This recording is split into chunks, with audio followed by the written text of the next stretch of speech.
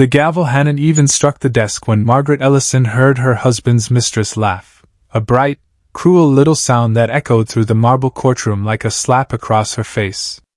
12 years of marriage, reduced to a single sheet of paper sliding across a mahogany table, and the man she had loved since she was 22 years old wouldn't even look her in the eye as he pushed the pen toward her hand. "Sign it, Margaret," he said, his voice flat, almost bored, as if he were closing a business deal instead of ending a life they had built together.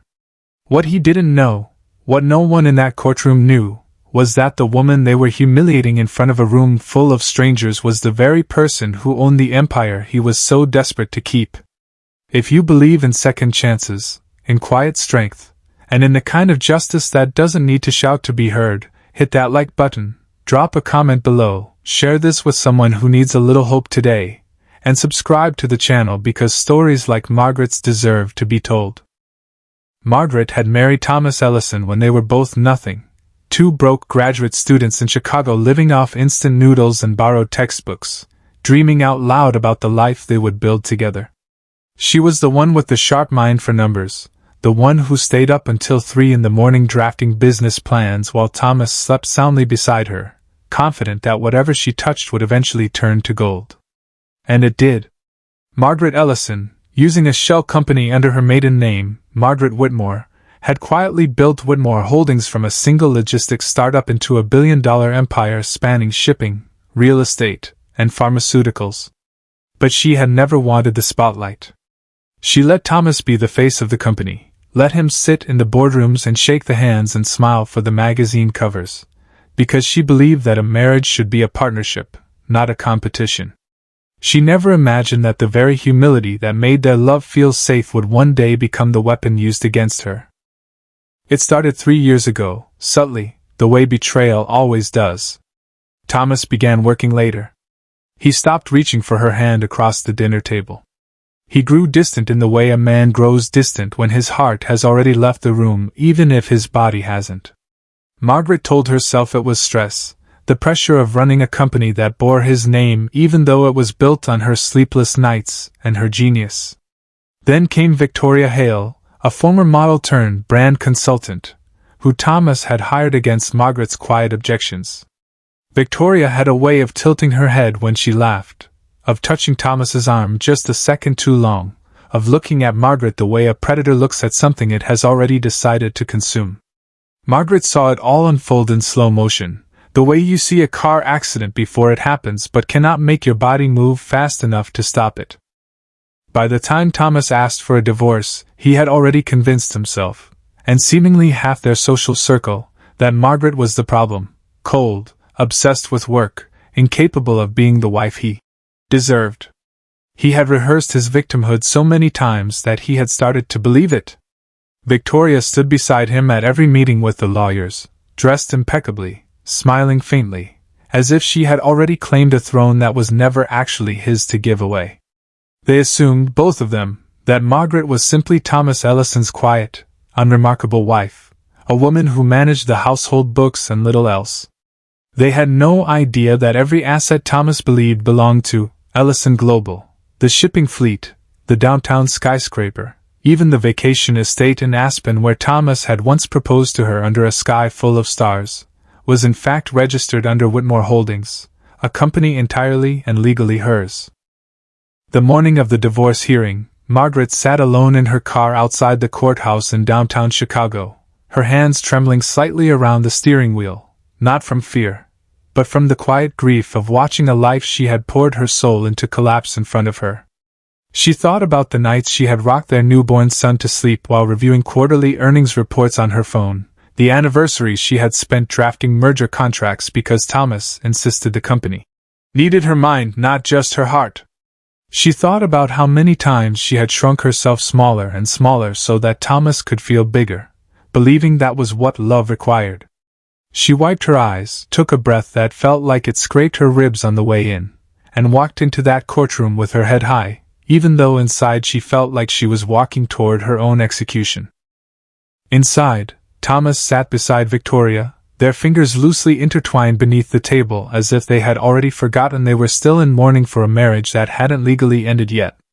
Thomas's lawyer, a sharp, silver-haired man named Gerald Whitfield, no relation to anyone Margaret had ever loved, laid out the terms with brisk efficiency. Margaret would receive a modest settlement, and Thomas would retain full control of Ellison Global and all its associated holdings. Victoria could barely contain her smile. She leaned toward Thomas and whispered something that made him chuckle, a low, careless sound that used to be reserved only for Margaret, back when his laughter still meant something. The judge, a stern woman named Judge Patricia Coleman, slid the papers toward Margaret and asked if she understood the terms.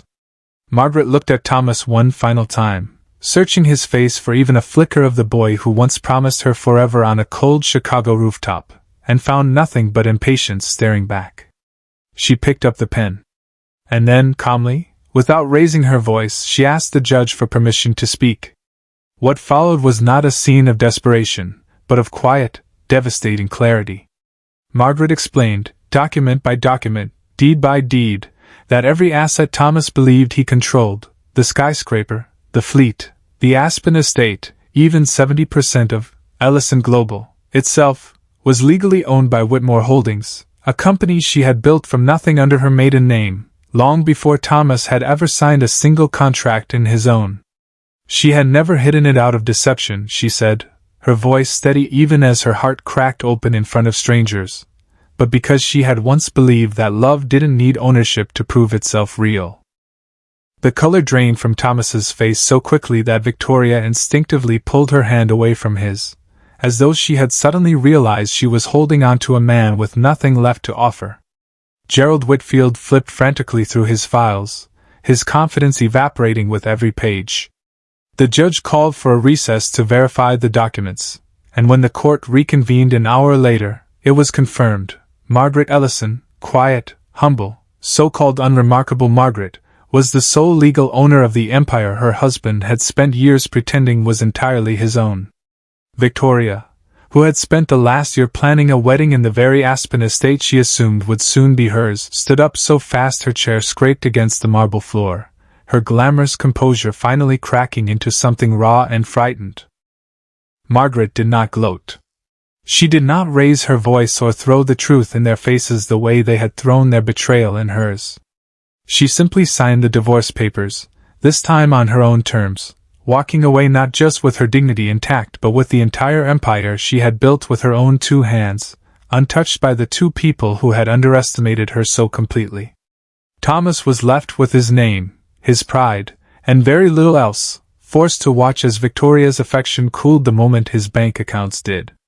Margaret later learned that within 6 months, Victoria had left him for someone else entirely, someone whose empire wasn't built on someone else's silent sacrifice. In the years that followed, Margaret Whitmore didn't just run her company, she transformed it, opening scholarship programs for young women in finance, mentoring dozens of girls who reminded her of herself at 22, hungry and brilliant, and taught by the world to make themselves smaller.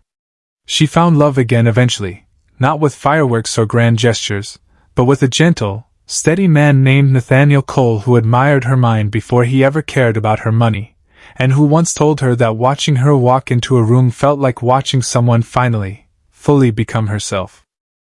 If this story touched your heart even a little, if it reminded you that quiet strength can outlast the loudest betrayal, please take a moment to like this video, leave a comment, and share it with someone who needs to hear that their worth was never tied to someone else's recognition of it. And before we go, I want to ask you something important. Comment below with one word that describes how this story made you feel. I read every single one, and I promise, your words matter more than you know. Margaret Whitmore never needed the world to know she owned an empire. She only needed, finally, to stop hiding how powerful she had always been.